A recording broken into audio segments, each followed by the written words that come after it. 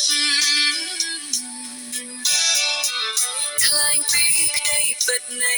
ចិត្តសង្ឃឹមជីវិតមួយថ្មីរីកស្រស់អព្រឹមដូចទឹក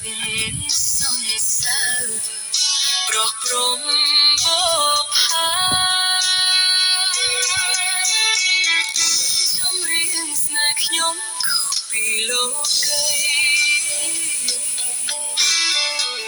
ខុសស្នេហ៍គ្មានន័យចងចិត្តឲ្យផ្សា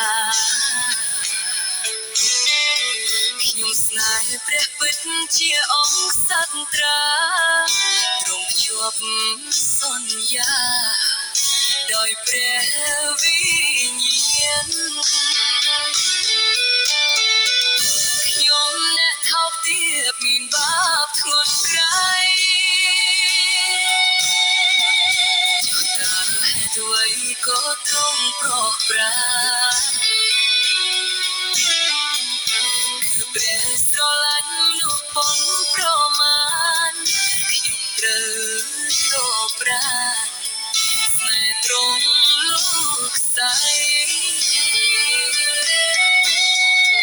ខ្ញុំជ្រៀងជានិច្ចអស់មួយជីវិត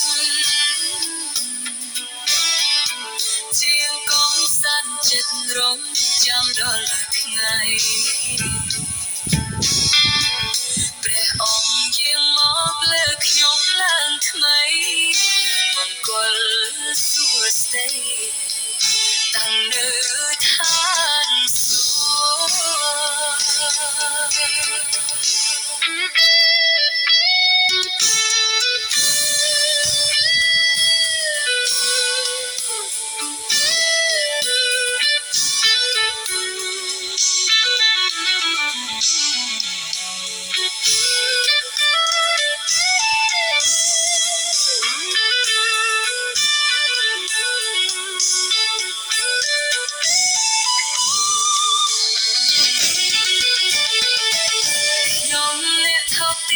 មានបាបធ្ងន់ក្រៃចុះតើហេតុអ្វីក៏ទ្រង់ប្រោះប្រាគឺព្រះស្រឡាញ់មនុស្សប៉ុនប្រមា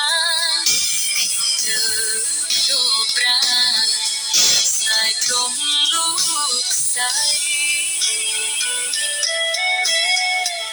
ខ្ញុំត្រៀមជានិច្ចអស់មួយជីវិត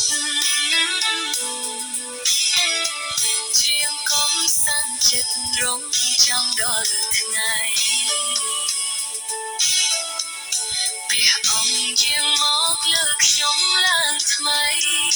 មង្គលសួស្តីតាំងនៅឋា